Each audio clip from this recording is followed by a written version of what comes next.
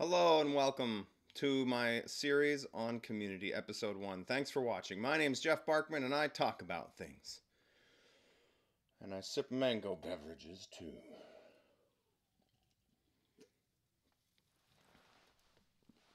So a couple of years ago, when I was first getting ready to go to Bethel School of Supernatural Ministry, I was spending long hours in the secret place with the Lord.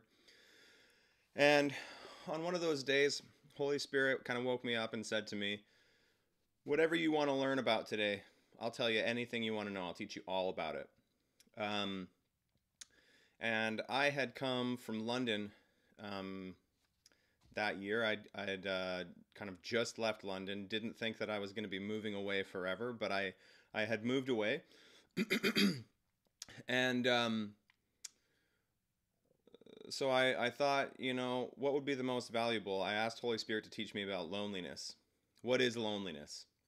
And he did, and we spent, a bunch of hours with him kind of teaching me about the nature of community and the nature of relationships and friendships and so on and so forth. So in this particular video, I'm just going to talk a little bit about kind of first stage friendships. When I moved to London, I didn't know anybody.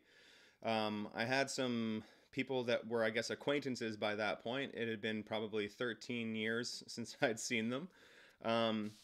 So it might be a bit of a stretch to say that we were friends, but I went to London and I was in a really tight financial situation.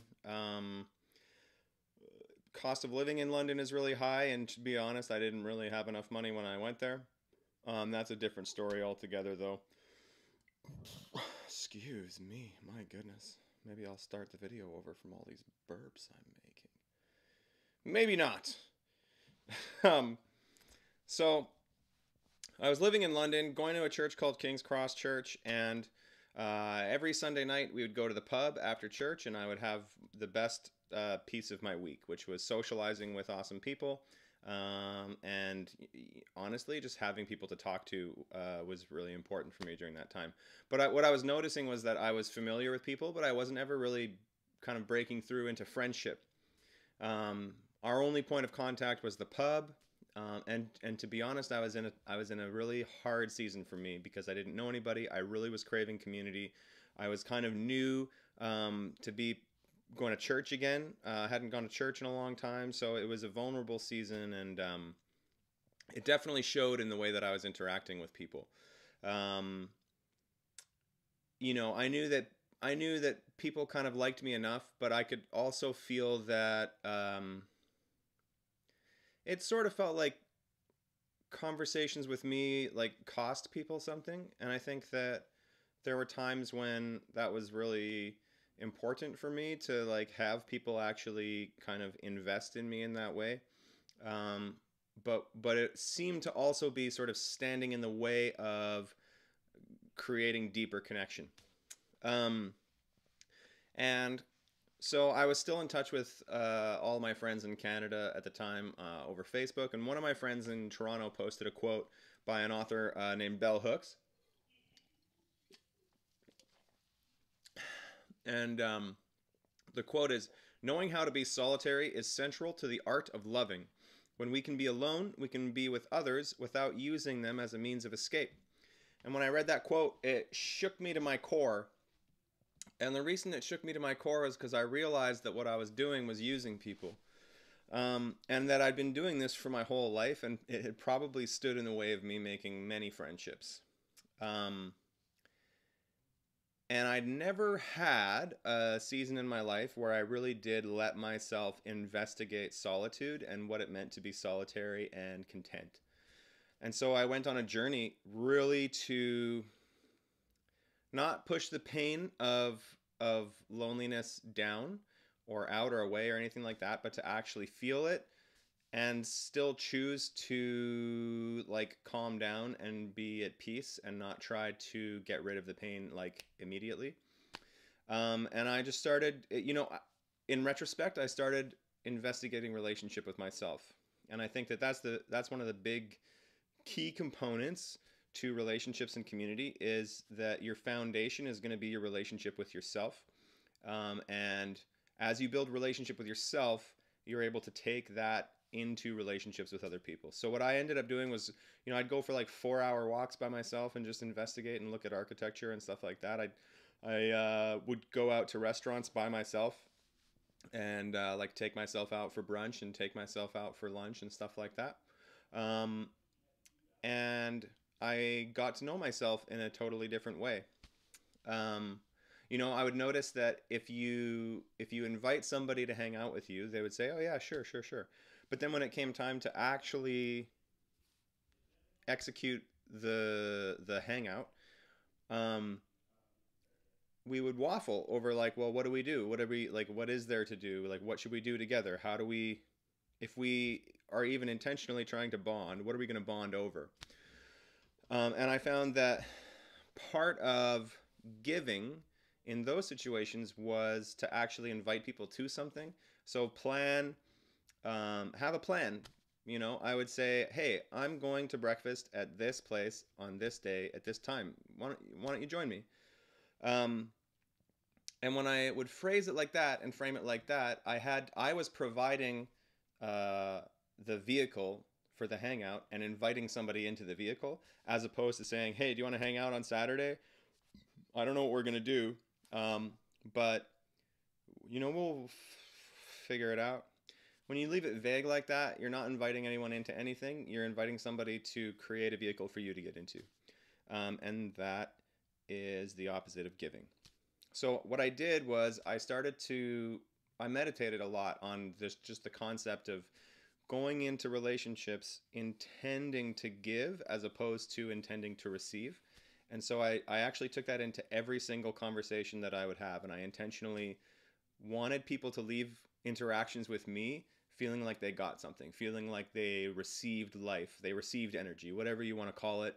They walk away from interacting with me and they got something, and maybe they feel loved, maybe I made them laugh or something, who knows. But at any rate, what I didn't want to do was be pulling from people. um, and actually it was really crazy to see what happened, because I went from having nothing to do ever, like painfully nothing to do. It was a sad existence. I transitioned into. I remember one person was trying to make plans with me. Um, a girl was trying to go on a date with me, and I was booked solid literally every night for the next 6 weeks. Um, and so that was also a season where I really was intending to not date anybody, but it was a good excuse that I had then. I was like, actually I'm busy for the next. Let me look at my calendar. Yep. Yeah, no, I don't actually have an opening until 2 months from now. It was it was a good feeling, and I started getting invited to parties, and I started getting invited to all sorts of different things. People wanted me around. Why? Because I brought something, and I gave them something, and I invited them to interesting vehicles to participate in. Um, and I would go to I was playing gigs, and I would go to their gigs, and I would support what they were doing, and I chose to change my whole approach from trying to receive community to intentionally giving community. And I think that is really where I learned that community is not something that can be, excuse me, community is not something that can be received. Community is like a plant that you grow, and then there's a harvest that comes to you. And even then, you're not really picking the plants. The plants are picking themselves and giving it to you, if that makes sense. Um, yeah. So what I learned about loneliness, loneliness is a spirit. It's an evil spirit. Um, and I'm not saying that everybody that's lonely has a demon. I'm just saying that loneliness, there is an evil spirit, a malicious spiritual entity that exists in the world, whose purpose is to malign and set themselves up against the knowledge of God. What does that mean? This spiritual force sets itself up to move in your life in ways that will keep you from knowing God truly. And part of the way that it does that is by perverting the nature of community. What it'll do, pervert the nature of community just means it's the wrong version. What it'll do is it'll create this concept that community is something that is received. And it'll use comparison to say, all these other people are receiving community, but I'm not. And how dare these people not give me community? So then it starts setting itself up as self-righteousness. And with all those different things in play, it starts to create isolation. It'll actually go into every single interaction with people, um, pushing them away. It'll go into every single interaction with people, pushing them away. And then wonder why people don't want to be around you. Um, and so it's this cycle that feeds itself, and it's very similar to addictions. Um, Many of you who know me know that I smoked cigarettes for years, and I had a nicotine addiction. And one day, I was walking down the street, and I thought to myself, I should light up a cigarette. And I looked down at my hand, and I was in the middle of smoking a cigarette. And I thought to myself, it's salt water.